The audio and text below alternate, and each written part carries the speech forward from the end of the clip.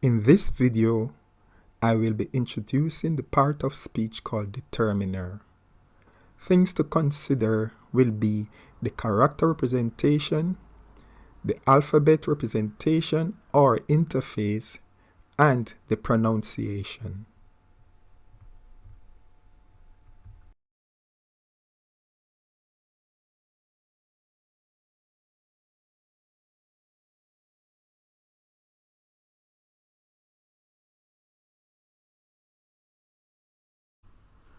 Oprinsil, oprinsil,